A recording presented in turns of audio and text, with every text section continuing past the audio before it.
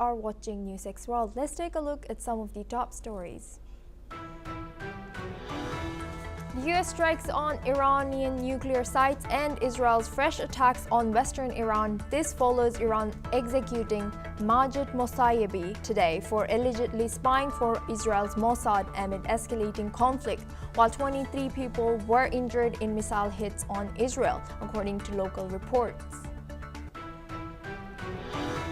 Iraq warned that US strikes on Iran's nuclear facilities pose a great threat to Middle East peace and regional stability. Iraqi government spokesman Basim Alawadi confirmed that additional US embassy staffs were evacuated from Iraq amid rising regional tensions, according to US officials.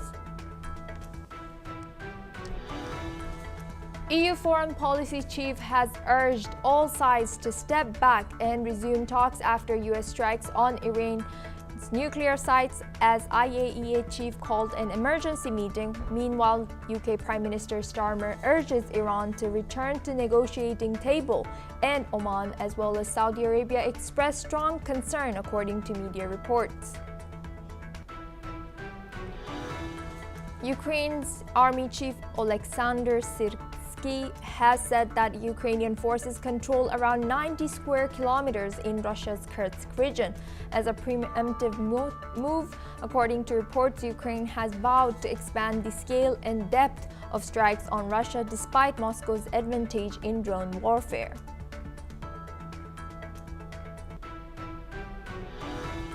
Hamas has condemned US airstrikes on Iran as blatant aggression following President Trump's announcement of bombing Tehran's nuclear facilities. Meanwhile, the Israeli strikes killed 44 Palestinians in Gaza, including 25 people waiting for food aid on Friday, according to media reports. Japan has reported Chinese vessels near disputed East China Sea islets for a record 216 straight days. Meanwhile, South Korean Trade Ministry Yeo Han-koo, South Korea's to raise U.S. chip curbs concerns in Washington, according to media reports. India's counter-terrorism agency arrested 2 men in Kashmir for allegedly harboring Pakistani gunmen involved in last month's deadly attack on civilians in Pahalgam, India, according to media reports. A Zambian UN peacekeeper was killed in an attack in northeastern Central African Republic, according to media reports. The UN mission has confirmed his death.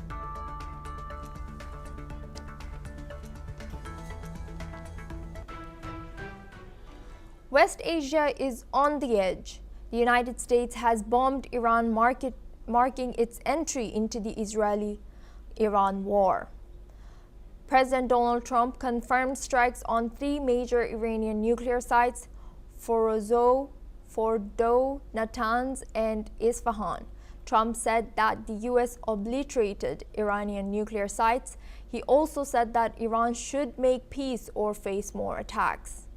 Israeli Prime Minister Benjamin Netanyahu thanked Trump for the historic strikes. Following the strikes, Iran's Foreign Minister Abbas Araghchi issued a sharp warning. Araghchi called the attacks outrageous. He accused the United States of violating the UN Charter, international law, and the Non-Proliferation Treaty by targeting what he claimed were peaceful nuclear installations. He also said that Iran reserves all options to defend its sovereignty, its national interest, and its people. Following the escalation, Israel has shut its airspace.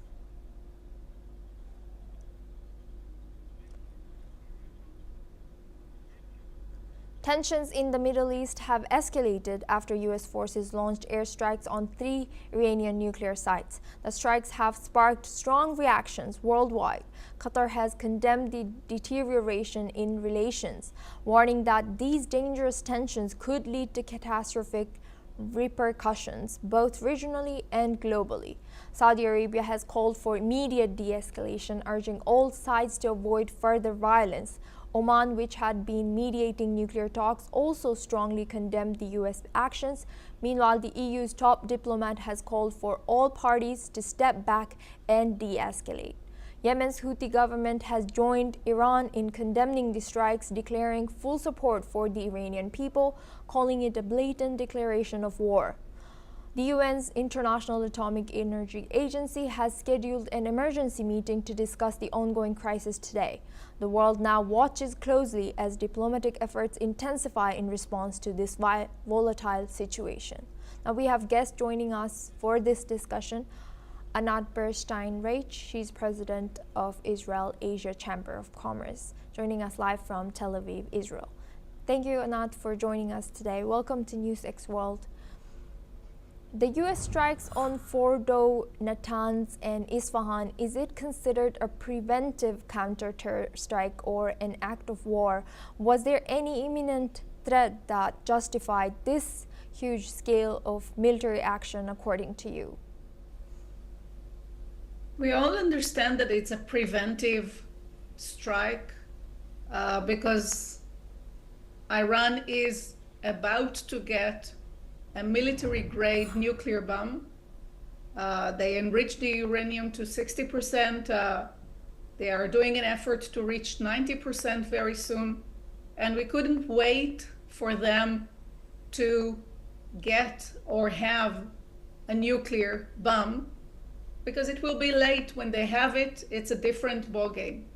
So the strikes that started last week and intensified tonight are aiming that those lunatics in Iran will not hold nuclear bomb that can be dangerous to not just Israel, not just the US, but all over, whether it's Europe or it's even India, because then they'll share their bomb also with Pakistan. So it's preventive, and I think that President Trump did the right thing by joining forces with Israel, bringing his B-2 planes and helping us destroy the sites of Iran, whether it's Isfahan or Fordo or Natanz or many others that are objects to further attacks by Israel and the US.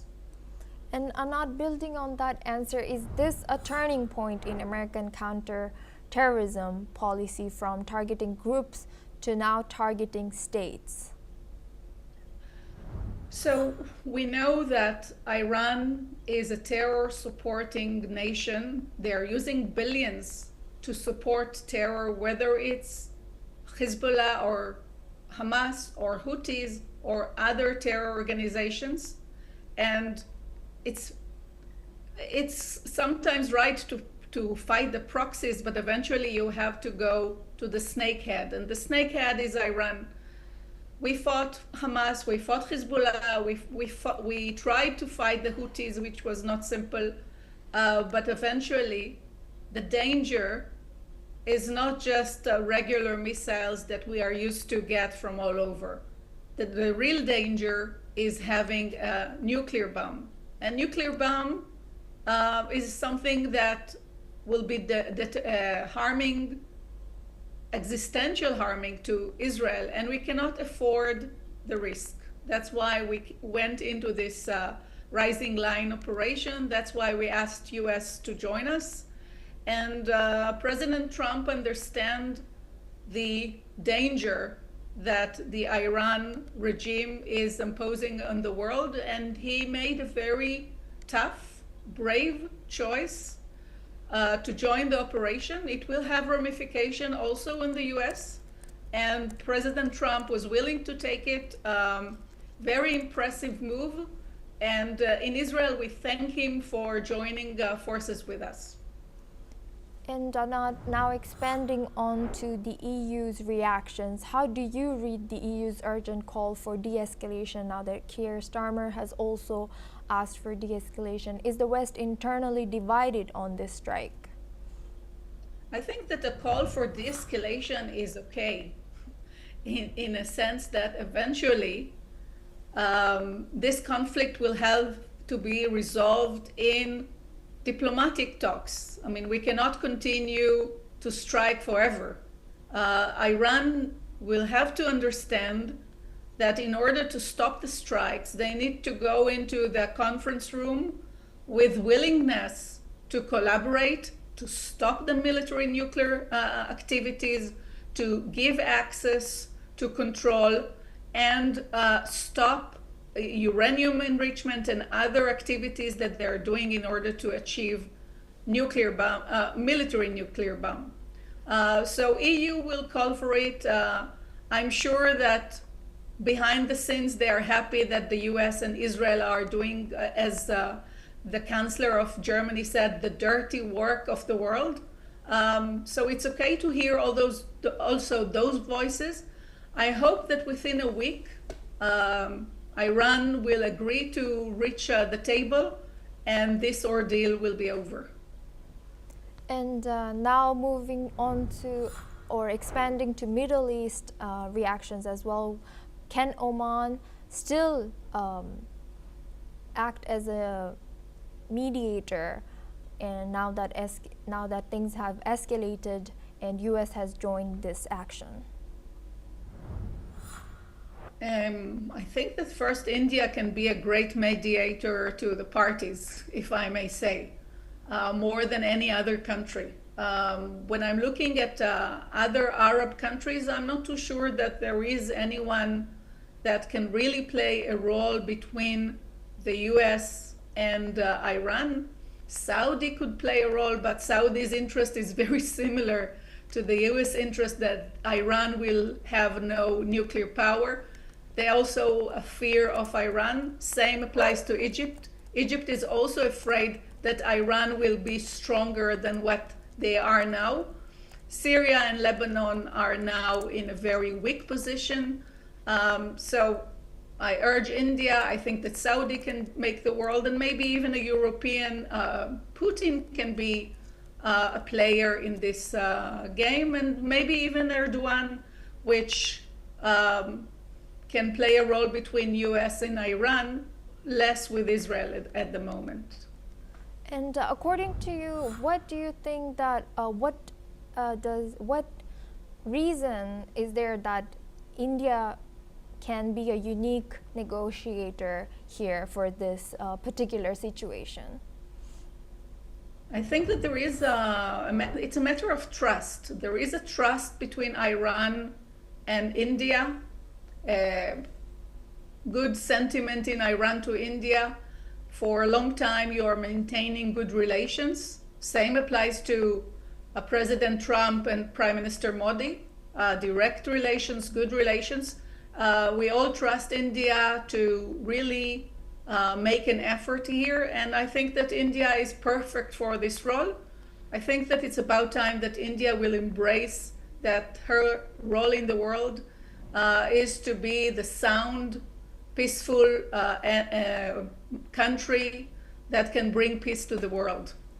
And building on that, according to you, since India has so far not officially commented on these strikes, what kind of risk does it hold by commenting directly or indirectly about this strike? I'm not calling for India to comment at the moment. I'm calling India to play a role in being a mediator, a neutral mediator that will also serve the purpose. And now moving on to bigger picture and going back to the conflict, what kind of retaliation can we expect from Iran or its allies, either state or non-state? First, immediate retaliation was sirens here. 2 barrage of sirens of missiles landed on Israel this morning. 35 missiles, and they attacked residential areas. So those barrage continue. They're using that's what they claim. They are using new kind of missiles which are stronger. They started to use cluster bombs, which are more dangerous and detrimental to a wider area. It's not legal, but I'm not expecting Iran to play it legal. As to hurting US, they spoke about hurting US bases in the area in Asia. I'm sure that US is taking measures to protect their people. Many bases and US facilities were evacuated. Iran can continue its terror against citizens of US and Israel as they do. Unfortunately, that can happen. We just came to know about a terror attempt to hurt Israelis in Cyprus. So, and this is the game that Iran is doing for many years, playing the righteous, but they're actually terror-supporting country. Nothing can change them but for the understanding that they are weaker now and they need to come to their senses. Thank you, Anat, for joining us. You will stay with us. Now we have a breaking news following the U.S. airstrikes on 3 Iranian nuclear sites. The head of the International Atomic Energy Agency, Rafael Grossi, announced an emergency meeting of the IAEA Board of Governors to be held tomorrow in Vienna. Meanwhile, Iran has formally requested an investigation into the U.S. attacks. Iran's nuclear chief Mohammad Eslami sent a letter to Grossi urging the IAEA to examine the strikes, which have now escalated tensions in the region and raised serious concerns about international nuclear facility. Now we go back to Anat for this discussion. She's president of Israel-Asia Chamber of Commerce. Anat, with the IAEA announcing board meeting tomorrow regarding the situation, what do you think about the timing of this announcement? I mean, they can call a meeting, and I don't think that it will make a big impact, in a sense that the US will continue to strike, Israel will continue to strike, as long as Iran is not calling for a discussion, a real discussion, not just buying time as they did in the past 60 days before this operation starts. If they really want these strikes to stop, they need to come with a willingness to stop their manufacturing of missiles and their nuclear program. Very clear. And now we have, Anat, you will stay with us. We have another breaking news. Iran's Foreign Minister Araghchi insists that Iran has never left the negotiating table, challenging the notion that Tehran needs to return when it has been engaged all along. He sharply criticized Israel and the United States, accusing them of having blown up diplomatic efforts aimed at resolving ongoing tension. Now we go back to our discussion with Anat Berstein-Reich. She's president of Israel-Asia Chamber of Commerce.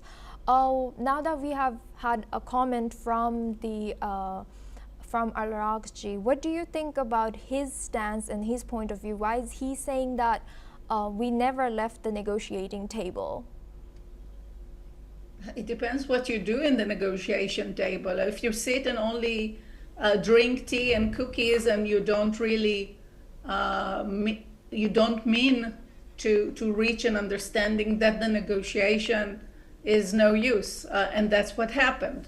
So they came to the negotiation, but not with the willingness to open their sites for international investigation and control, without commitment to stop their military activities.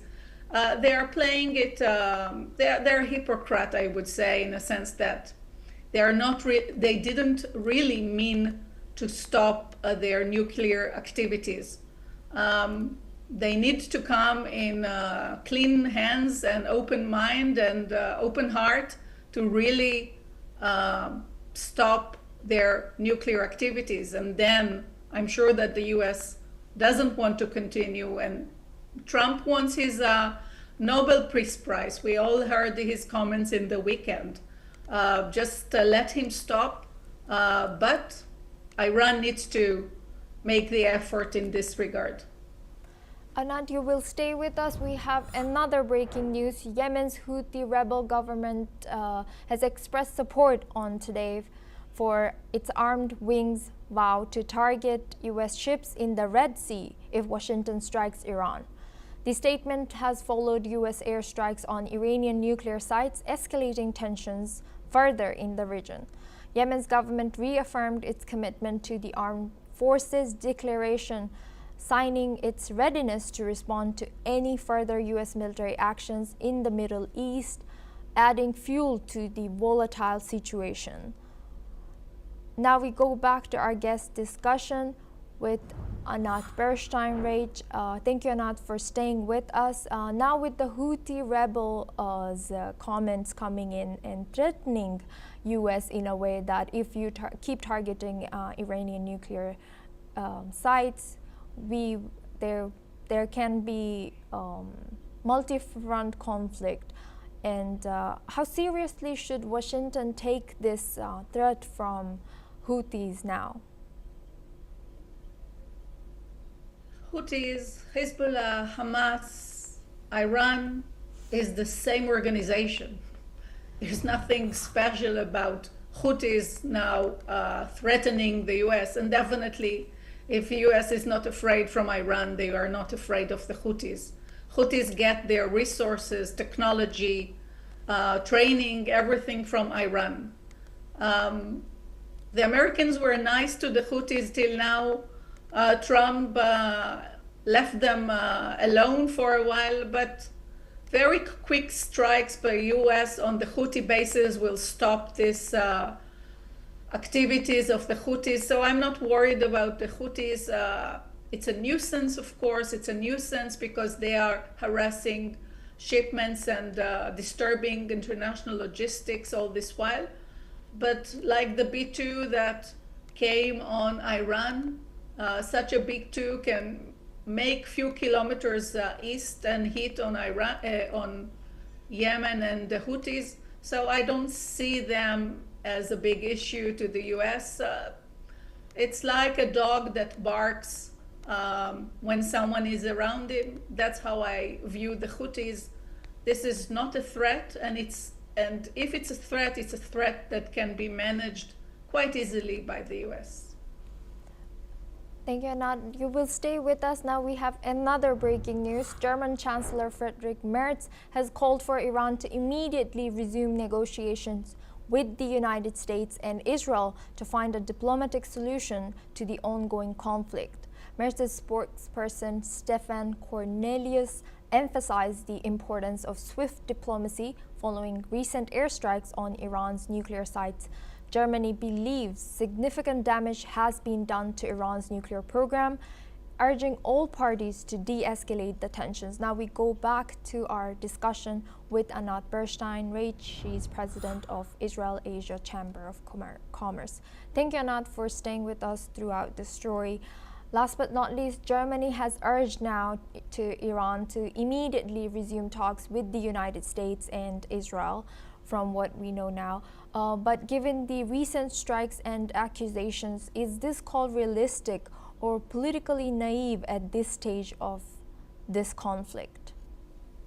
No, it's not a naive call. I mean, it's okay to call to resume discussions. We all want to resume discussions when Iran really means what they coming to the room. As I said earlier, coming to the discussion room is very easy, but you need to mean to discuss and come to a solution and really act upon your commitments. The Chancellor Merz said earlier even that the US and Israel, he started to say that Israel is doing the dirty work of the world. So he truly understands that Iran is a threat, not just to Israel or the US, but also to Europe.